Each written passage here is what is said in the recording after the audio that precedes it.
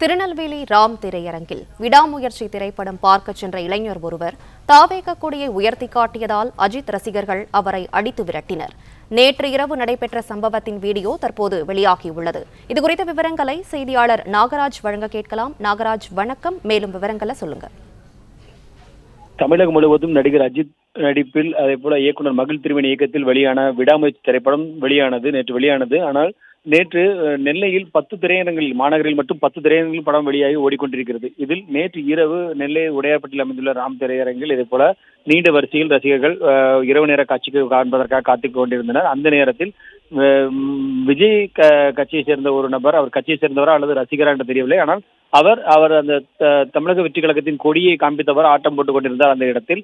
அதனை அங்கிருந்த ரசிகர்கள் ஒரு சிலர் அதனை பொறுக்க மாட்டாமல் அங்கிருந்து அவரை அடித்து அவரிடம் கொடியை பிடுங்கி அவரை வெளியே அனுப்பினார்கள், அந்த கூட்டத்திலிருந்து வெளியே அனுப்பினார்கள்.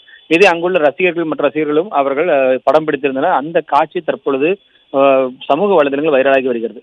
நடிகர் அஜித் தற்பொழுது ரேஸில் அதிகம் கவனம் செலுத்தப் போவதாக தெரிவித்திருக்கும் நிலையில், அதே போல நடிகர் விஜயும் கடைசி படத்துடன் அரசியலுக்கு செல்ல இருப்பதாக தெரிவித்த நிலையில் ரசிகர்கள் ஒருவருக்குள் ஒருவர் சமூக வலைதளங்களும் மோதியதை தாண்டி நேரில் ஒருவருக்கொருவர் மோதும் காட்சியும் கண்டிப்பாக வெறும் கண்டனத்துக்குரியது என்று சமூக ஆர்வலர்கள் கூறி வருகிறார்கள். அந்த அளவிற்கு ஒரு மோசமான ஒரு சூழ்நிலை இந்த இடத்தில் நடந்துள்ளது.